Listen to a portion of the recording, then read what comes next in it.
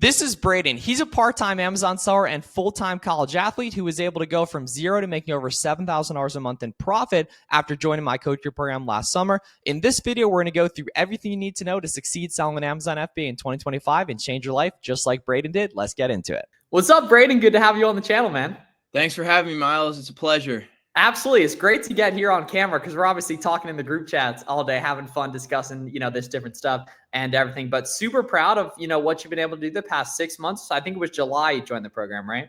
Yeah, late July, like right before the big kick in August. Yeah, for back to school season. Okay. And we're just getting out of December. So you're a full-time college student. You're also a college athlete, right? Yep.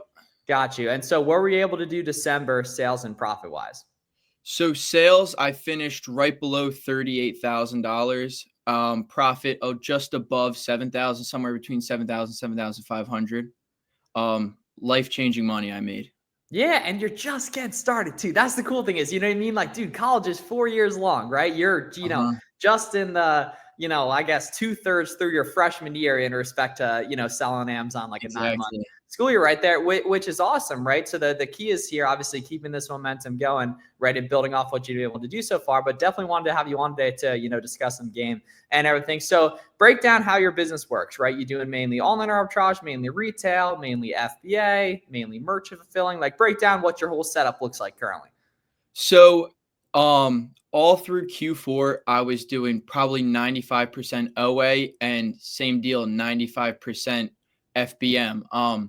It was very similar to, I used to sell shoes on GOAT here and there, and I really liked how it was super simple. I do everything. I do all the packing, and especially as a big Yankee candle seller, I hate trusting those glass candles with other people. So I love doing them all myself, and I just stuck with it because it was working. Stuff would arrive at my house and it's out the next day. I thought it was really easy, but now that January's turned the corner, it's a little bit harder to find those same OA sales, same deals. So now it's a complete 180. Me and my friend Mike, we've been in Grocery Outlet, Ross, TJ Maxx, Marshalls. We try and hit up 2 big stores a day and try and spend an hour and a half to 2 hours in each of them. And it's unbelievable the fact that you can go buy groceries and flip them on the internet for a profit. So that's where I'm at right now. And I'm transitioning back to FBA with a lot of my inventory. All of it, the fast moving stuff, slow moving stuff, anything that makes sense to FBA that I don't have to deal with, I still do that. Or if it makes too much sense to FBM it, because I make maybe $150, $2 more per unit, I'm sticking with it that way. Yeah, and because we're obviously getting into Q1, the first quarter of the year, not everything's FBM friendly the way pretty much everything you can FBM during Q4. So it makes sense, obviously, to for back to that. And like if you're a newer seller watching this, if you can see other people FBMing a listing, probably makes sense to FBM it, right? But otherwise, load up shipments and box them, get them shipped off to FBA, everything like that. So how old are you specifically? I just turned 21 in September. Boom. Okay, cool. I'm a September birthday as well. And you're from Southeast PA, similar to the way I am too, and everything, right? So we got a lot of good similarities there, right? So you're what, sophomore or junior in college? I have a gap semester, so I'm the spring will technically be the start of my junior year. I'm a semester behind all my friends that are my age, but no big deal. Yeah, well, I caught up I ended up graduating college early, which might make sense to consider doing, the way Amazon's going and everything too. On that, but that was something I personally did, right? So you're, going to school full time. You're also playing soccer during the fall, and you were able to take an income stream from $0 in July or June or whatever you formally got started, right? To $7,000 in profit for December, and I assume you probably have a goal somewhere along the lines of 100,000 profit for this year.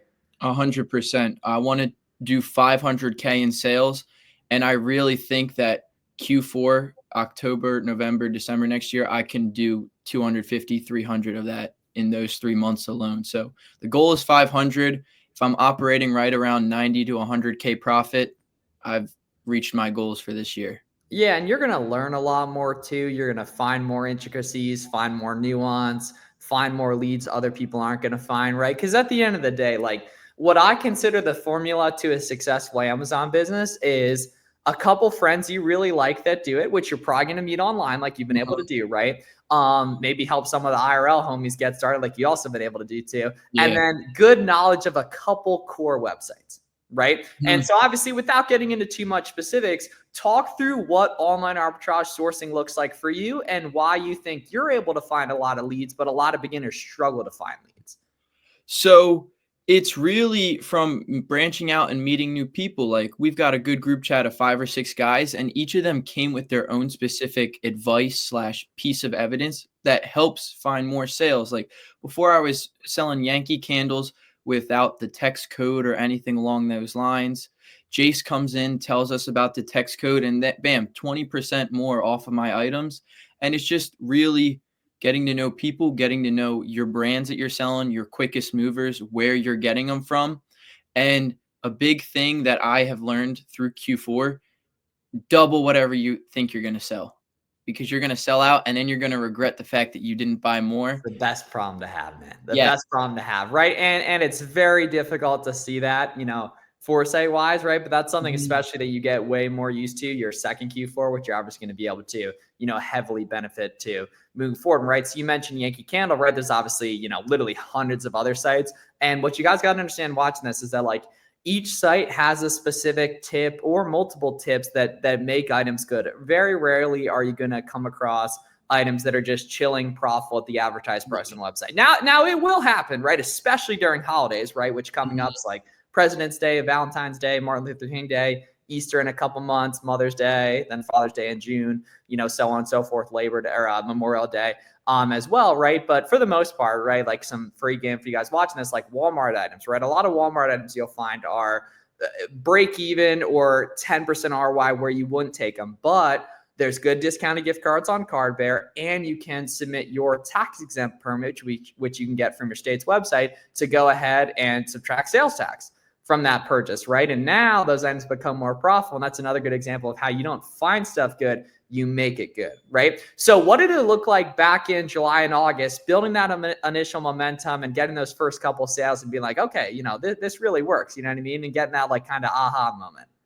So back then, it was really interesting because what started me was this bookcase right here. My mom grew up, she still is a librarian, so we have thousands of books. And when I heard you could sell used books on Amazon, that's what really got me started. Got a few sales with books.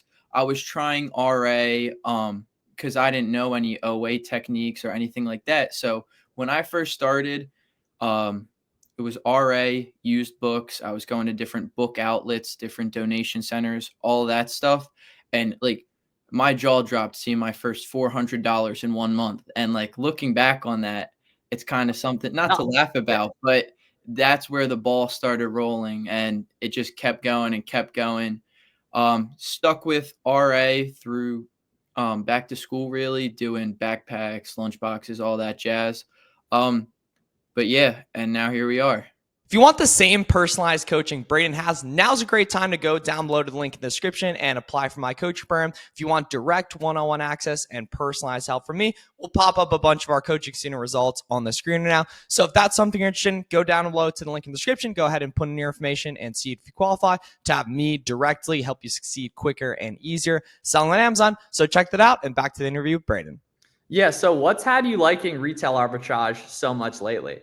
The fact that I can go in there with a friend or two and we can tear up an entire aisle in 10 or 15 minutes because each of us can take a side, it makes it a lot easier. And the RA stuff is the stuff that you will find profitable at its advertised price. There's no tips and tricks required. It's just, will you go do the work and scan stuff? Exactly. And another cool thing about RA too is there's all types of opportunities where, like, especially at like Ollie's and stuff like that, where you can find bundles. So if a single pack of something's good, you can search on SellerAmp the title and see if there's bundles. And if something's not scanning, this is some serious game for you guys watching this, you can do the AI image search by hitting the little magnifying glass on the bottom right of SellerAmp 2 and look up an item like that. I found a ton of stuff that's profitable because other sellers aren't finding it because Ross covered up the barcode with their barcode, for example, or their clearance tag, right? And right now in January, guys, it's really retail arbitrage clearance season, especially at Ross, Marshalls, TJ Maxx. Are you going to find 50 of something there? Probably not. Are you going to find substantially higher margins and profitable products that don't require any fancy discounting or anything like that? Similar to the way OA does require fancy discounting typically, which you get used to over time, you're going to find a lot of that, right? So it's a really, really good idea to consider looking into that as well too. And so what did that look like getting one of your IRL friends into selling on Amazon? Because it sounds like that's been a really good thing and that most people aren't able to successfully do that though. It's awesome because Mike comes from the shoe background too, because it comes full circle. He started me selling shoes. He taught me how to sell shoes. So now I'm teaching him Amazon, and to see each other's growth, and it's like a friendly competition. We're pushing each other each and every day. Oh, let's go out. Let's go get sales. Let's go find new items. All right. Like today it's snowing. Maybe we're not going to do RA, but let's go hop on an OA call for 2 hours. It's nice having someone you can compete but succeed with at the same time, if that makes sense.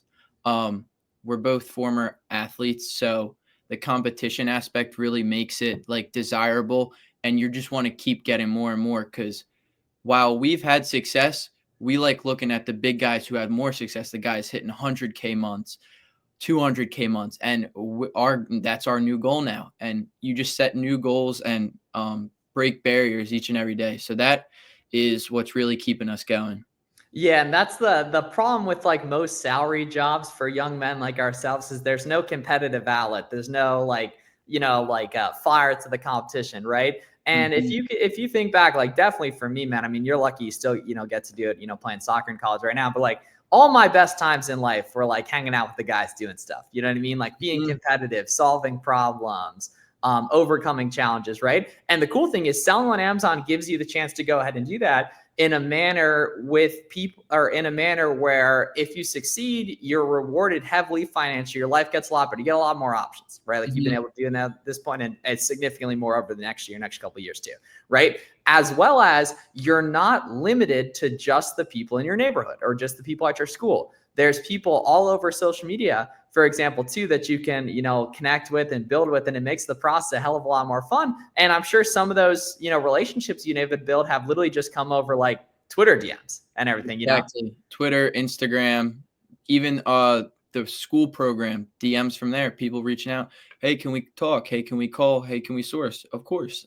Yep. Yeah. The cool thing is, right, that all costs you no money. Right. And that's the beautiful thing, right? You just got to understand that's the way the world works in 2025 for all you guys watching is you're not limited by just the people that have gotten you to this point. You can find people that want more, people that are working on solving these problems together. And it makes it, the process a hell of a lot more fun too, as well and everything, which is, very, very advantageous. So if you could go back to yourself, in July and August, right, there was a newer side. What are you telling them that's going to help make them, and help them grow faster, quicker? I would tell newer sellers, or even myself, to be patient. I let a lot of things frustrate me. I let a lot of small barriers kind of put a halt on things. And I really wish that my work ethic didn't equate with how much money I was making, because I did 9,000 in August, which was a big deal for me. But if I put in the effort I did in December and November back then, I think I could have made that a 25K month. But I was kind of like, oh, I'm not doing a whole lot in sales today. Maybe I'm going to be lazier today. I wish I run and gun just like I did through Q4. Yeah. And the way I like to think about that is that when you're a newer seller, you're paying down ignorance debt. And the way you do that is you pay with your time. But over time, as you build skills, there's more leverage on that time, which means your hourly output skyrockets as well. So in December, you worked more, but you also got more out of the work you put in. Exactly. Right. And that's cool. Right. And that's only going to, increase as, you build more leverage. Maybe you get a prep center rock and roll, and maybe you get some virtual assistants to help you out, cheap employees in the Philippines where you can pay $4 an hour, $5 an hour for high quality help, solving some of these computer-based tasks. Right. So talk about, your priorities for 2025 and getting into the new year, right? Any changes you're looking to make, any delegation you're looking to do, and just what the outlook looks like for, coming into your first full calendar year. So 2025, the big goal is $500,000 in sales. To do this, I've explored getting a warehouse I can FBM out of with my friends. I can even split it with Michael, or even operating through a prep center. We're going to keep crushing RA for the next 2 months.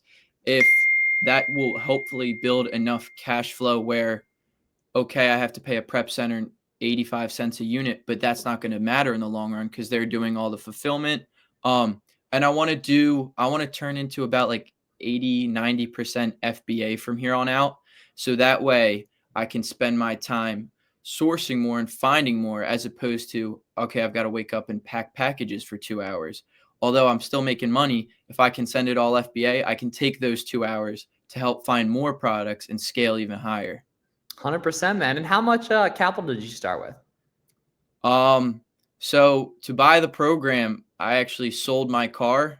Oh, all right. Do not recommend that. I didn't even know that. Yeah.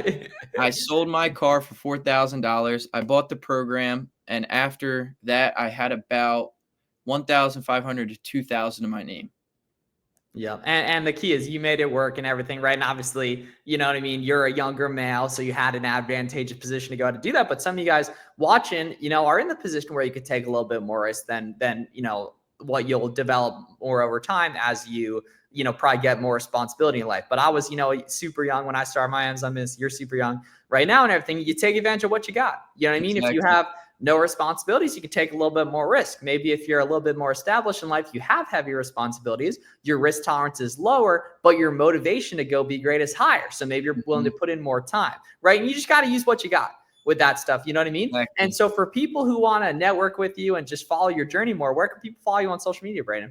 So my Twitter handle is Braedon133, as you can see right here. And then I'm on Instagram at FBM_BK.